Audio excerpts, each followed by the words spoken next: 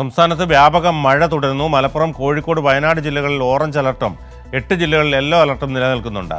ലക്ഷദ്വീപിൽ red alert പ്രഖ്യാപിച്ചിട്ടുണ്ട്. അടുത്ത 3 മണിക്കൂറിൽ വ്യാപക മഴയ്ക്ക് സാധ്യതയുണ്ടെന്ന് മുന്നറിയിപ്പുണ്ട്. ഇടിമിന്നലോടുകൂടിയ മഴയ്ക്കൊപ്പം മണിക്കൂറിൽ 40 കിലോമീറ്റർ വരെ വേഗതയിൽ വീശിയേക്കാവുന്ന കാറ്റിനും സാധ്യതയുണ്ടെന്ന് മുന്നറിയിപ്പ് നൽകിയിട്ടുണ്ട്. വിവരങ്ങളുമായി കോഴിക്കോട് നിന്ന് മേഘ ചേരുന്നു. മേഘ, എന്താണ് ഏറ്റവും പുതിയ വിവരങ്ങൾ?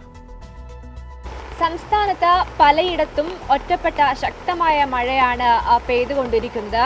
മലബാർ മേഖലയിലാണ് നിലവിൽ ഓറഞ്ച് അലേർട്ടുള്ള ജില്ലകൾ നിലനിൽക്കുന്നത്.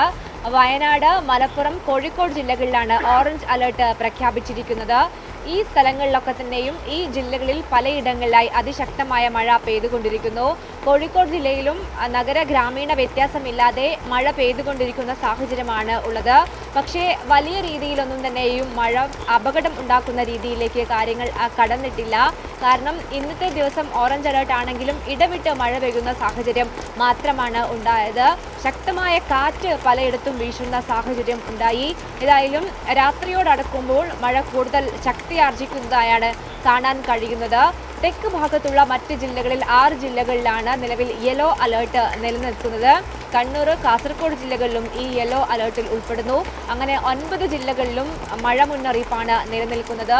ഏതായാലും ഇടവിട്ട് ശക്തമായ മഴ പെയ്യുന്ന സാഹചര്യമുണ്ട്. വരും ദിവസങ്ങളിലും മഴ തുടരും എന്നൊരു നിരീക്ഷണമാണ് കാലാവസ്ഥാ നിരീക്ഷണ കേന്ദ്രം നൽകിയിരിക്കുന്നത്. മഴയുടെ മുൻകാലങ്ങളിലുണ്ടായ അപകടങ്ങളൊക്കെ തന്നെയും കണക്കിലെടുത്തുകൊണ്ട് എല്ലാ തരത്തിലുള്ള സജ്ജീകരണങ്ങളും മുൻകരുതൽ നടപടികളും നിലവിൽ ജില്ലാ ഭരണകൂടം സ്വീകരിക്കുകയും ചെയ്തിട്ടുണ്ട്.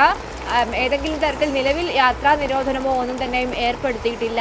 ഒരു പക്ഷേ ഇത്തരത്തിൽ മഴ തുടരുകയാണെങ്കിൽ അത്തരം നിയന്ത്രണങ്ങളിലേക്ക് കടക്കും എന്നാണ് മനസ്സിലാക്കുന്നത്. മരങ്ങൾ പലയിടത്തും കടപുഴകി വീണിട്ടുണ്ട്. എന്നാൽ വലിയ തരത്തിലുള്ള അപകടം ഇല്ല. കൊല്ലം ജില്ലയിലാണ് ഒരു മരണം ഉൾപ്പെടെ ഈ മഴയുമായി ബന്ധപ്പെട്ട ഇന്ന് റിപ്പോർട്ട് ചെയ്തത്.